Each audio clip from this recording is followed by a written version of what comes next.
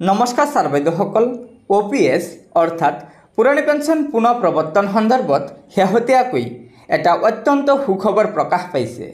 হয় ছাৰ বাইদেউসকল, বিত্ত বিভাগেৰে গঠিত NPS ৰিভিউ কমিটি আৰু কৰ্মচাৰী পৰিষদ অৰ্থাৎ JCMৰ মাজত যোৱা 15 জুলাইত অনুষ্ঠিত হৈ যোৱা আলোচনাৰ পিছতে MOPSৰ সভাপতি অৰ্থাৎ মুভমেণ্ট ফৰ অল্ড পেঞ্চন স্কিমৰ সভাপতি ডক্টৰ মনজিত সিং পেটেল ডাঙৰীয়াই জনাইছে যে 20 বছৰীয়া সেৱা সম্পূৰ্ণ কৰাৰ পূৰ্বে NPSৰ অধীনত অৱসৰ লোৱা চৰকাৰী কৰ্মচাৰীসকলেও OPSৰ দৰে নিশ্চিত ন্যূনতম পেঞ্চন লাভ কৰিব।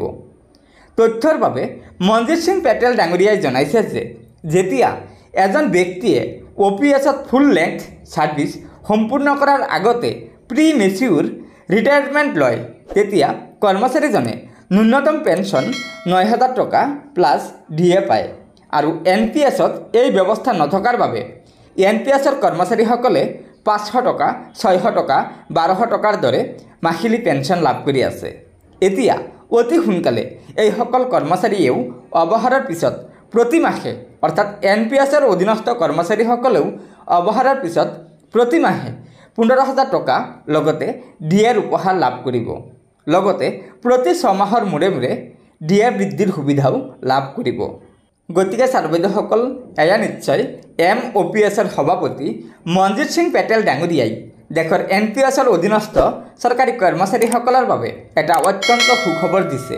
কিয়নো কেন্দ্ৰীয় চৰকাৰে বিত্ত বিভাগৰ অধ্যক্ষতাত NPS ৰিভিউ কৰাৰ কাৰণে যিখন কমিটি গঠন কৰি দিছে, সেই কমিটিৰ প্ৰতিবেদন মতে NPS কৰ্মচাৰীসকলে অন্তিম দৰমহাৰ 50% পেঞ্চন লগতে DAৰ সুবিধাও লাভ কৰিব। অৰ্থাৎ প্ৰতি 6 মাহৰ মূৰে মূৰে যি DA বৃদ্ধি পায়, সেই DAৰ সুবিধাও লাভ কৰিব NPSৰ অধীনত অৱসৰ লোৱা চৰকাৰী কৰ্মচাৰীসকলে। গতিকে ছাৰ বাইদেউসকল, আশা কৰা হৈছে যে কেন্দ্ৰীয় চৰকাৰৰ আগন্তুক বাজেটতে চৰকাৰী কৰ্মচাৰীসকলৰ বাবে এই সুখবৰটো আহিব। গতিকে ছাৰ বাইদেউসকল, লগৰ বন্ধুবৰ্গক এই ভিডিঅ'টো শ্বেয়াৰ কৰি আজিৰ এই সুখবৰটো জনাই দিব আৰু পৰৱৰ্তী সময়ত চৰকাৰী কৰ্মচাৰীসকলৰ বিভিন্ন খবৰসমূহ পোনপ্ৰথমে পাবলৈ অনুগ্ৰহ কৰি আমাৰ এই চেনেলটো ছাবস্ক্ৰাইব কৰি ল'ব।